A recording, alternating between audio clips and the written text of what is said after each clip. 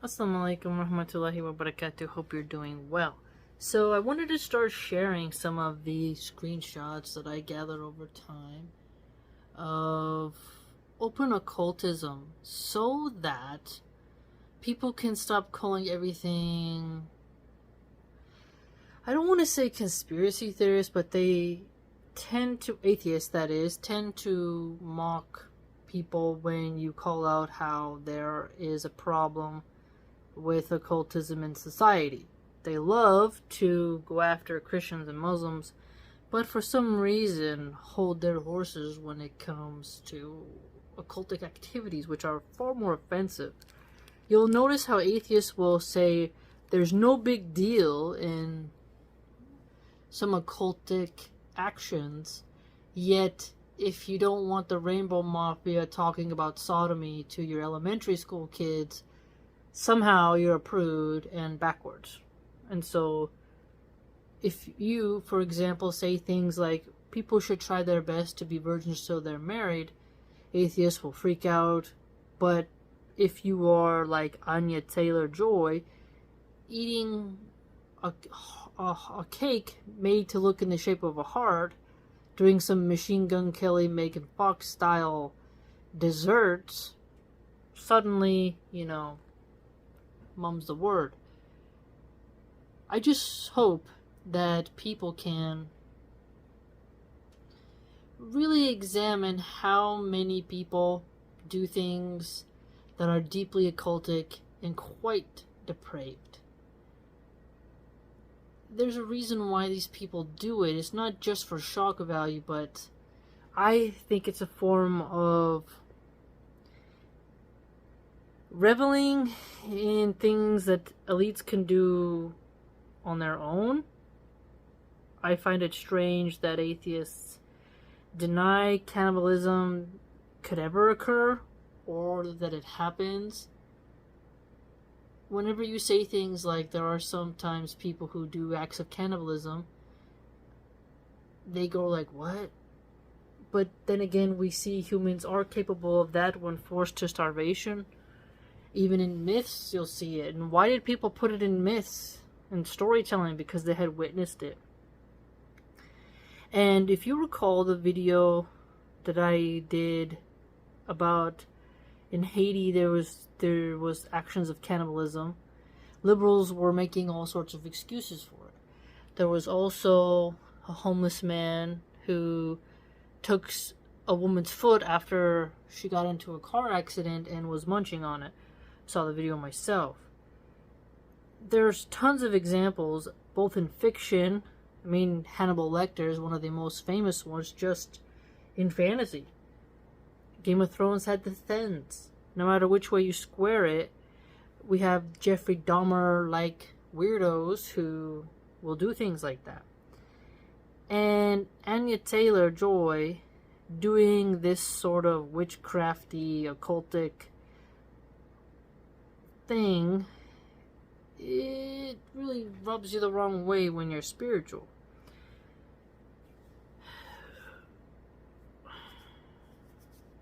It isn't just like, oh, be like Marilyn Manson and be weird and strange.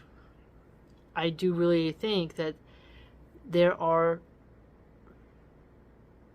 those in the dark arts realms, because the mentality to order such a cake, not to be disturbed by such a cake, and to want to be sensual and lustful during it, shows you that they have a very perverted mind. And there are lots of well-known occultists now who hang around those Holly weird celebrity circles, and they have full-blown cakes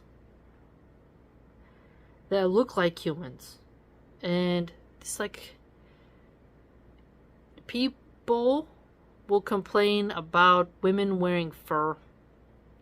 They'll complain about eating meat, eating dairy. And you can make rational conversations about why you should be allowed to eat cheese. Why you should be allowed to have a nice ribeye. But to have a cake in the shape of a heart, I feel like if you're honest, you'll see like something more to this.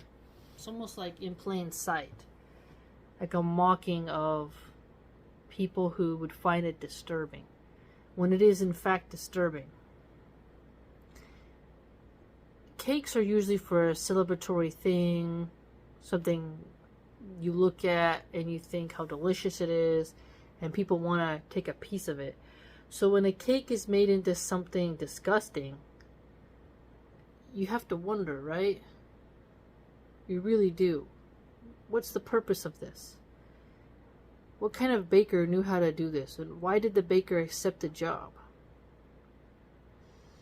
Reminds me also of that scene where Taylor Swift is stabbing her cake and there's like blood. She's got like a chef's knife. And you're like, this is weird. These strange things that they're doing. Be cautious out there, fam. Because some people, they hint at what they like and what they want to try. And eventually curiosity gets the best of people. There are open cannibalists in different parts of the world and hidden ones. And to deny the fact that there's hidden ones, I think is just so much naivete. You're just being too naive. Be careful. I really do feel like there's something spiritual going on there. Like, I'm not going to eat a cake in the shape of a human eyeball. I'm not going to eat a cake in the shape of a human. No, just give me an old classic grandma cake. Something from a bakery or whatever. And that's it. But there's some type of twisted inversion going on. And if you watch the video, I just took a screenshot of the reel. But if you watch it, just the way they intertwine their arms, it looks very choreographed, and you're like, why would you trust a woman who is biting into a human heart doing that? For example, when you watch Khaleesi, Daenerys Targaryen, eat a horse heart, I don't see a problem with that. It's gory, but I like eating beef heart. That's an animal. And you don't eat it raw. It's very chewy. It's very difficult. We don't have the molars for it. We don't have the teeth of a tiger. And it's going to taste too much like iron. And you can't just grab it and munch on it. It'd be super tough. Right? You can't do that. It's not tenderloin. And plus, it's got all the veins. You got to trim it up. Put it in a soup with some mushrooms and potatoes and garlic and thyme and beans. Like, make a chili out of it. So there's a process to preparing animal heart, and you don't just eat it raw. That's not the cut you eat raw. But if you go back to heart eating, and people cutting out the hearts of their enemies, the Aztecs with their obsidian blades, taking out the hearts on the pyramid, and then tossing the heart down the stairs, you can see something going on here. It's like, what are you hinting at, woman? And Megan Fox, I believe she has a lot of trans kids, last time I checked. A lot of trans kids, does a lot of open occultic stuff. So I want to start archiving and compiling all these instances where Holly Weird's doing weird things, and then wondering why atheists don't bring that up. Atheists will get mad if you'd say adulterers should be stoned, but they won't say anything about bizarre Hollywood parties that are doing very strange mock rituals. It's always a surprise to me. Let me know what you think. What are some of your thoughts when you look at stuff like that? What are the symbolisms of it? What's the message you get? What does it evoke in your mind? Why do you think that society values these types of individuals? And it's a great sign of what kind of evil we face so that we can prepare accordingly. And be careful of who you hang out with. And the fact that it's always really beautiful women doing it,